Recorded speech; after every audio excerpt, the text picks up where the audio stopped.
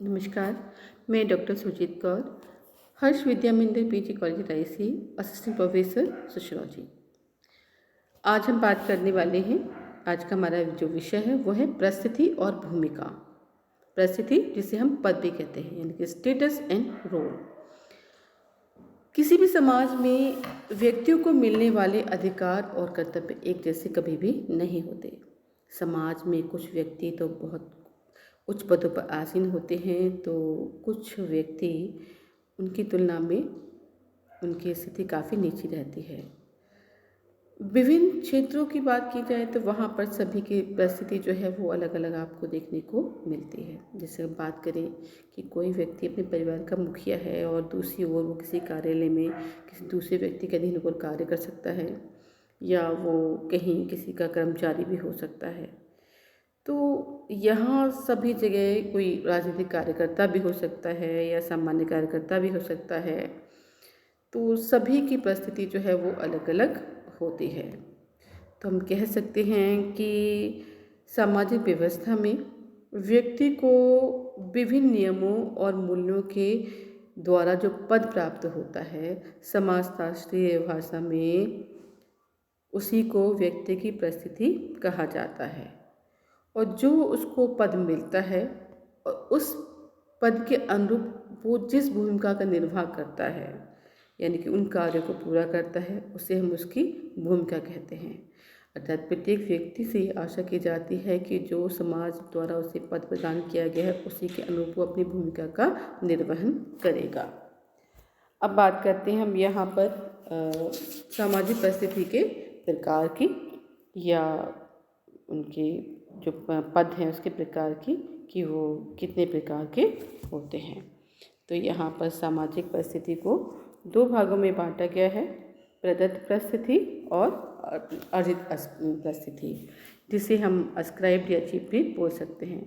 तो सबसे पहले हम बात करते हैं इसमें प्रदत्त परिस्थिति में जो है लिंग भेद के आधार पर भी समाज में व्यक्ति की परिस्थिति को माना गया है। यहाँ अगर हम अपने समाज की बात करते हैं तो हमारे यहाँ पर पितृसत्तात्मक परिवार हैं और हमारे यहाँ हमारे समाज में महिलाओं की स्थिति पुरुषों से निम्न मानी गई है।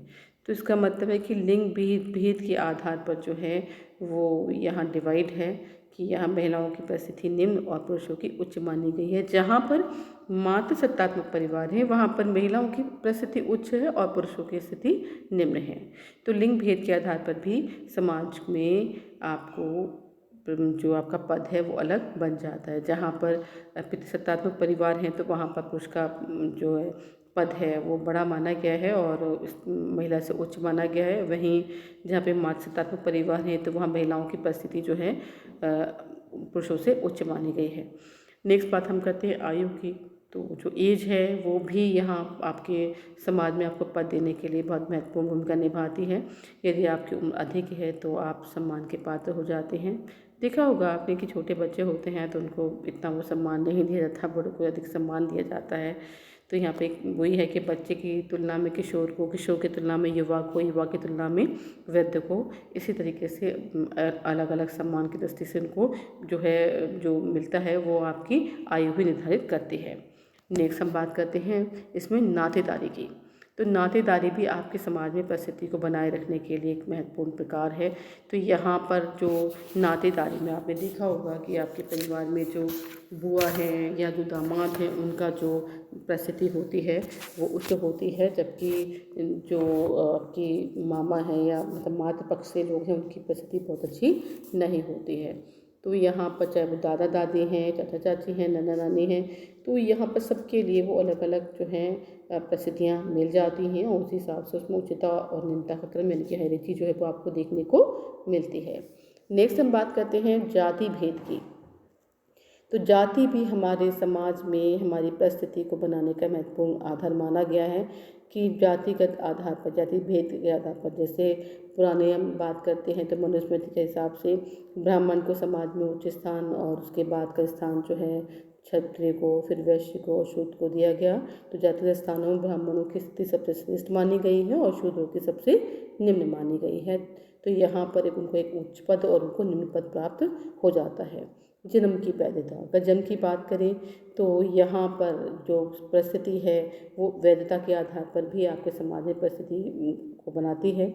जन्म जो है, अगर आप कोई बच्चा जो अवैध रूप से जन्म लेता है तो उसके प्रति समाज में उच्च नहीं मानी जाती, जबकि वैध रूप से जन्म लेने वाले बच्चे के प्रति समाज में उच्च मानी जाती है। हम दूसरे प्रकार की बात करते हैं जो है कि है आपका अर्जित परिस्थिति, जहाँ पर मनुष्य खुद ब खुद अपनी इच्छा से, अपनी मर्जी से उन चीज़ों को चुनता है, मेहनत करता है, अपने पाता है। तो सबसे पहले हम बात करते हैं संपत्ति। संपत्ति एक ऐसी चीज़ है जो आपके समाज में स्थिति को बदल देती है। अगर आपके पास बहुत अधिक संपत्ति है तो समाज में ऑटोमेटिकली आपका स्थान उच्च हो जाता है। दूसरी बात करते हैं शिक्षा की। शिक्षा भी जो है वो भी आपकी अर्जित परिस्थिति का एक महत्वपूर्ण आधार है, और यहाँ पर निरक्षर और अशिक्षित लोगों की अपेक्षा एक शिक्षित व्यक्ति को समाज में परिस्थिति जो है वो उच्च हो जाती है। नेक्स्ट बात करते हैं हम राजनीतिक अधिकार की। तो यहाँ पर कोई भी मतलब अगर मैं कहूँ कि जहाँ पर नेतृत्व एक ऐसा गुण है, अर्जित गुण है, जो आपकी परिस्थिति को बदल देता है। आप किसी भी राजनीतिक अधिकार या अर्जित परिस्थिति का एक मानते हैं तो संपत्ति और शिक्षा के अभाव होने के बावजूद भी यदि आपका नेतृत्व बहुत अच्छा है तो आप राजनीतिक अधिकार के आधार पर अपनी परिस्थिति को बदल सकते हैं। नेक्स्ट बात की जाती है आविष्कार तथा नवाचार। जब कोई नए नए आविष्कार होते हैं, नवाचार होते हैं, तो यहाँ पर उन लोगों की भी परिस्थिति समाज में उच्च हो जाती है। जैसे चाहे वो न्यूटन हो, गैलीलियो हो, मार्कोनी हो, आइंस्टाइन हो या फिर जगदीश चंद्र बसु हो, उन्होंने ऐसे ऐसे बड़े बड़े आविष्कार किए जिससे उनकी परिस्थिति समाज में अपने आप ही उच्च हो गई। अब चाहे वो नेक्स्ट बात करते हैं हम व्यवसाय की प्रकृति। जो आपका व्यवसाय है वो भी आपके सामान्य परिस्थिति को उच्च या निम्न बनाता है। अगर जैसे हम कहें कोई प्रशासनिक अधिकारी है, शिक्षक है, डॉक्टर है, इंजीनियर है, उनकी परिस्थिति समाज में अपने आप ही उच्च हो जाएगी।